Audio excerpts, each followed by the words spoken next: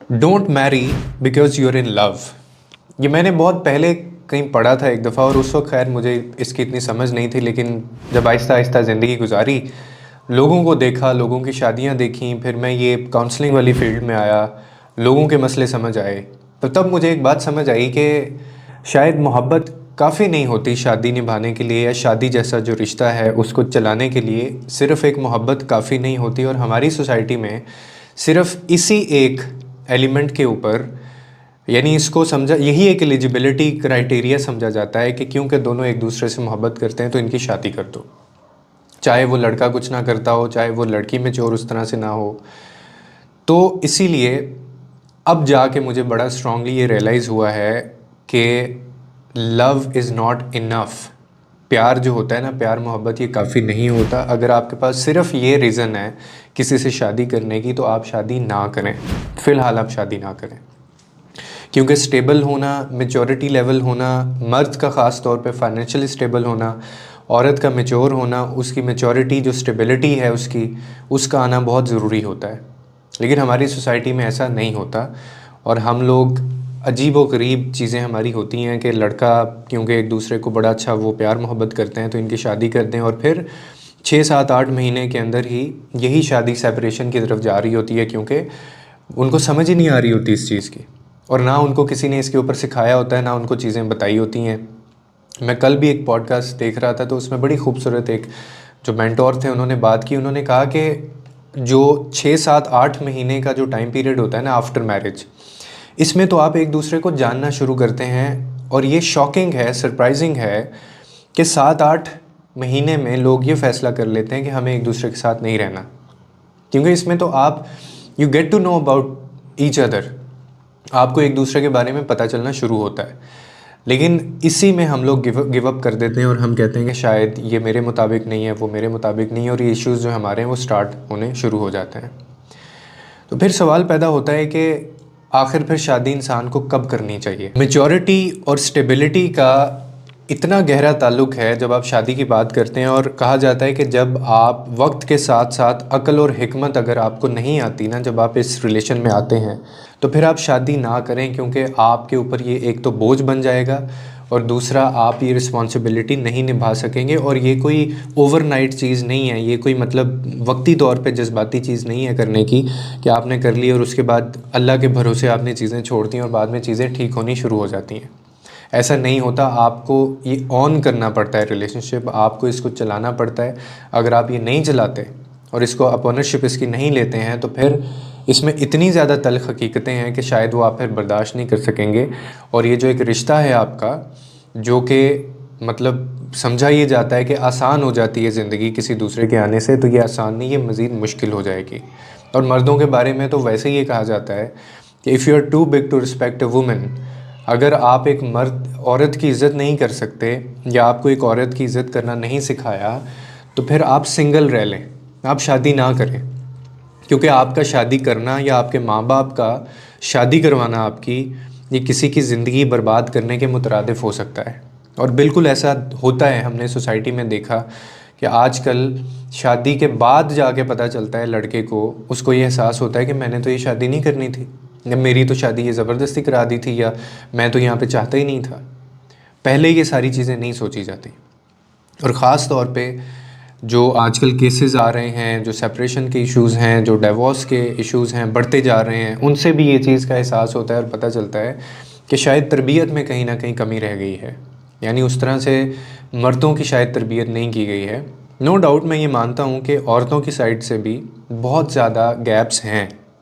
मैंने कल भी एक वीडियो बनाई थी, उसमें भी मैंने इस बात का जिक्र किया था कि छोटी छोटी बात के ऊपर सेपरेशन की बातें करना, और इसको एक ट्रेंड बना लेना, इसको एक फ़ैशन बना लेना कि अगर मामला ठीक नहीं चल रहे तो चलो यार कोई बात नहीं, अलग हो जाते हैं, कोई बात नहीं, छोड़ दो उसको, ये बहुत आसान है। आजकल लोग जो है वो डिवोर्स को भी सेलिब्रेट कर रहे हैं। अगर किसी से जान छूट जाती है और उसको सेलिब्रेट कर रहे हैं, जो कि अल्लाह के नज़दीक बड़ा नापसंदीदा अमल है, और इसको आखिरी हल बताया गया है। उसको करके एक इंसान खुशियाँ मना रहा है, पार्टी रख रहा है, और उसमें अपने दोस्तों को बुला रहा है। दिस इज़ हैपनिंग, ये हो रहा है हमारी सोसाइटी के अंदर। और शायद ये जो शादी है ना, इसको हमारी यूथ ने, यंग जनरेशन ने बड़ा एक अजीब सी चीज़ इसको समझ लिया है। और आज के दौर में people don't want marriage, they want wedding. अब वेडिंग के अंदर क्या आता है, उनके जहन पे प्री वेडिंग सवार है, पोस्ट वेडिंग आ जाती है, या प्री वो जो फ़ोटोशूट है वो आ जाता है, प्री हनीमून आ जाता है, तस्वीरें खिंचा लो, मूवीज़ बना लो, मूवीज़ ले आओ और अपनी शादी की पिक्चर्स देख लो, बाहर चले जाओ घूमने फिरने, ये सारी चीज़ें। Marriage is not about romance, marriage is about responsibility. और जो इस रिस्पॉन्सिबिलिटी को ऑन नहीं करता, जो इसके लिए प्रिपेयर नहीं है, जो इसके लिए तैयार नहीं है, वो ब्लंडर्स मारेगा आगे जाके, और वो शादी का जो एक्सपीरियंस है उसके लिए एक नाइटमेयर बन जाएगा, और वो अपनी ही नहीं, वो अगले बंदे की जो ज़िंदगी है उसको भी बर्बाद करेगा। और साथ में फैमिलीज भी सफ़र करती हैं। जिन लोगों को इस चीज़ का एहसास नहीं होता है, जिनको इस चीज़ की अवेयरनेस नहीं होती है, जो सिर्फ़ शादी करते हैं इन्जॉयमेंट के लिए, उनके नज़दीक शादी इंटरटेनमेंट है, उनके नज़दीक शादी घूमना फिराना है, उनके नज़दीक जो है वो शादी है कि जी आप घूमने फिरने बाहर चले जाएं, आप हनीमून पे चले जाएं, आप रोमांस कर लें, और आपके पास खुला पैसा हो और आपकी हर एक डिमांड पूरी हो। हमारे नज़दीक ना शादी ये पूरा एक पैकेज, हम इसको एज इट इज़ लेते हैं ये वाला।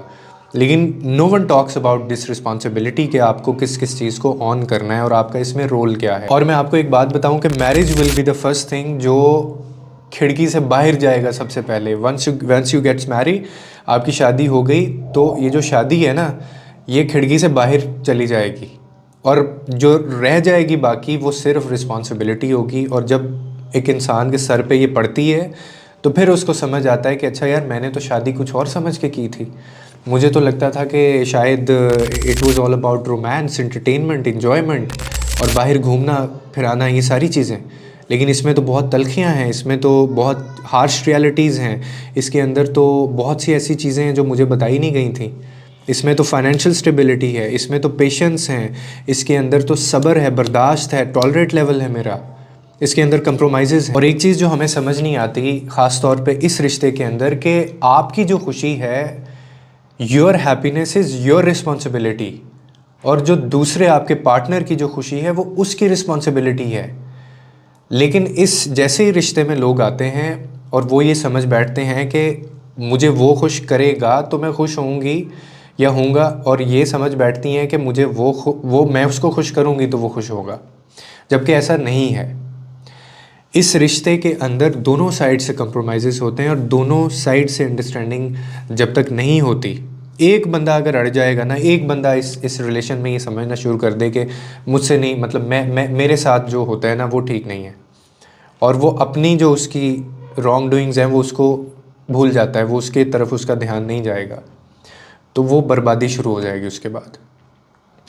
और हमें अपनी यूथ को ये बताना होगा, हमें उनकी तरबियत इन अ वे करनी होगी, उनको हमें उनको ब्रॉटअप उनका इस तरह से करना पड़ेगा कि उनको समझ आए।